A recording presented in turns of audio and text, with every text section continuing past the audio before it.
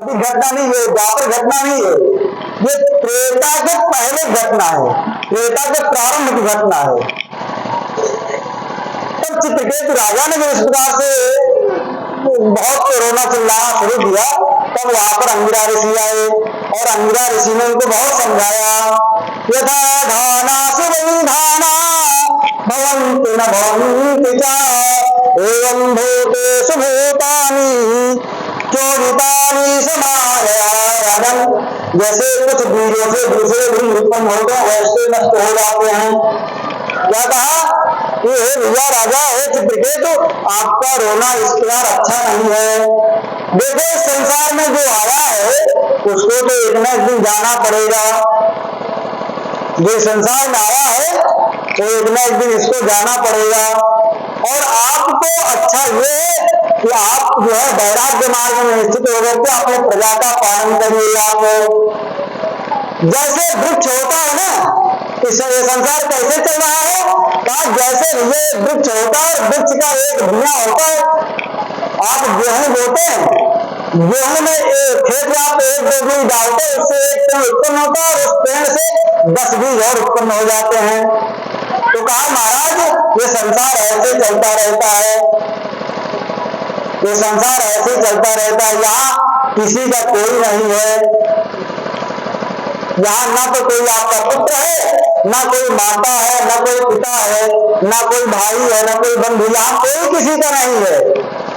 जैसे कोई ट्रेन में सफर करता हो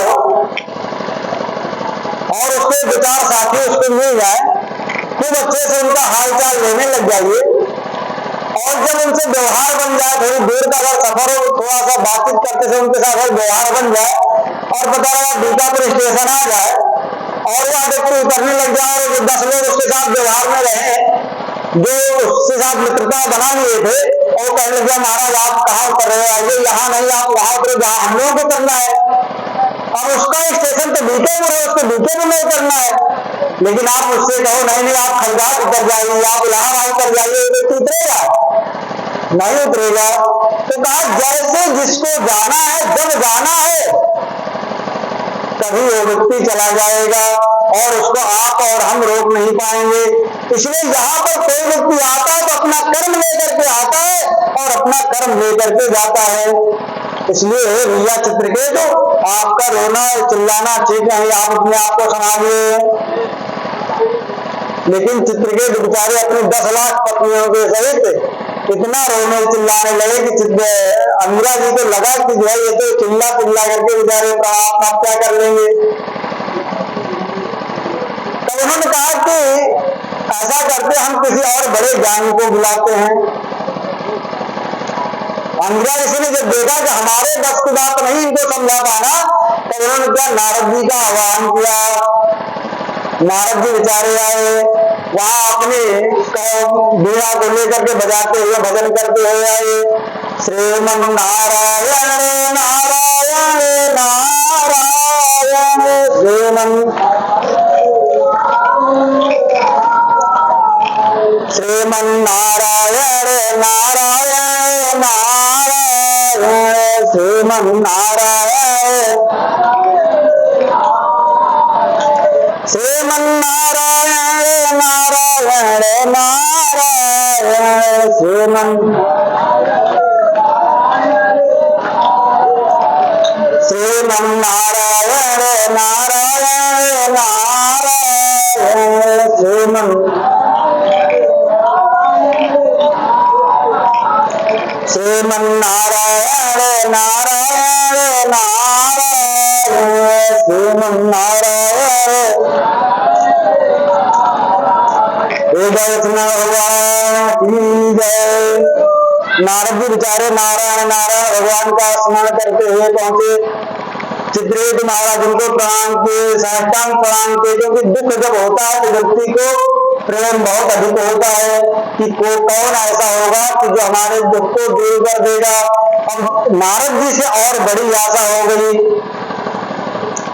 नारद जी से उन्होंने प्रार्थना किया कि महाराज कोई आपके पास में कोई उपाय हो, कोई कल्याण का मार्ग हो तो आप उसको बताइए, क्योंकि हम इस समय बहुत विह्वल है। एक तो हमको कोई संतान नहीं हो रही थी, और संतान हुई भी तो वह जो है असमय में मृत्यु को प्राप्त हो गया है। इसलिए आप हमारे दुख को दूर कीजिए।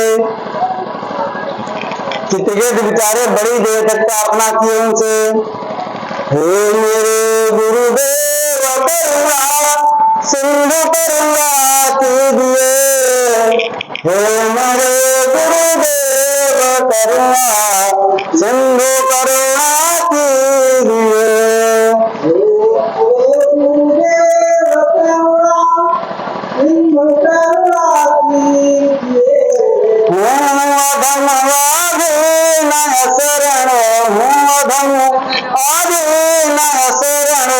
अब शरण में लीजिए,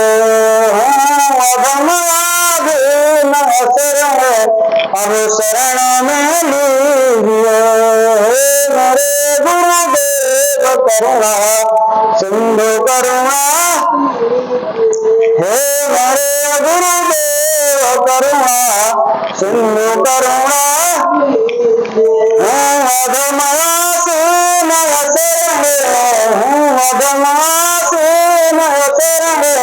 अब शरण में लीजिए, हे मेरे गुरुदेव करुणा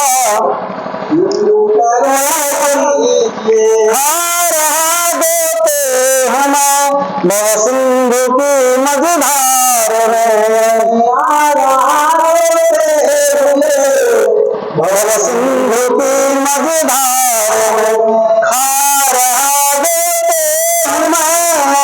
भव सिंधु की मझधार में सिंधु की मझधार। आसरा है दूसरा कोई न इस संसार में, आसरा कोई न इस संसार में, हे मेरे गुरुदेव करुणा सिंधु करुणा कीजिए, हे मेरे गुरुदेव करुणा सिंधु करुणा कीजिए।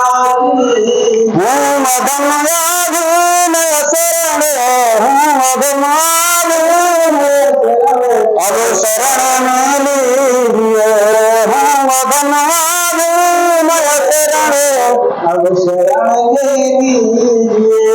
इस प्रकार से चित्रकेतु बेचारे जो है नारद जी का बहुत भगत किया, बहुत उनसे प्रार्थना किया कि महाराज आप हमारे कष्ट को दूर कीजिए, और नारद जी ने उनको बहुत समझाने का प्रयास किया। चरन्ति हवनौ कामं ब्राह्मणा भगवत्प्रिया मादृशां ग्राम्य बुद्धीनां बोधायोन्मत्तलीनाः। जब नारद जी ने उनको बहुत समझाने का प्रयास किया, तब राजा ने क्या कहा, हे महाराज मैं जानता हूं इस संसार में हम जैसे दुर्बुद्धियों को समझाने के लिए भगवान ही गुरु का और ब्राह्मणों का वेश बना करके इस संसार में घूमते रहते हैं। इस संसार में गुरु का और ब्राह्मण का रूप बना करके भगवान ही घूमते रहते हैं, और आप उनमें से ही कोई हैं, आप उनमें से ही कोई हैं। आप हमको कोई अच्छा मार्ग दिखाइए, कोई अच्छी बात बताइए जिससे हमारा जो कष्ट है वो दूर हो जाए। चरन्ति हवनौ कामं ब्राह्मणा भगवत्प्रिया मादृशां ब्राह्मबुद्धीनां बोधायोन्मत्तलीनाः। क्योंकि हमारी बुद्धि क्या है, ब्राह्म बुद्धि नाम, ब्राह्म मतलब संकुचित बुद्धि हो गई है। हे गुरुदेव आप हमारे शंका का समाधान कीजिए, हमारा जो दुख है उसको दूर कीजिए। कुमारो नारदेवरा देवलोसिता अपांतर तमोदासो मार्कंडेय गौतमः। क्योंकि व्यक्ति के कष्ट को दूर करने के लिए भगवान किसी न किसी रूप में आते रहते हैं, और बहुत बार तो ऐसा हुआ है कि स्वयं नारद जी वहां पर उपस्थित हो जाते हैं। नारद जी आए हुए हैं लेकिन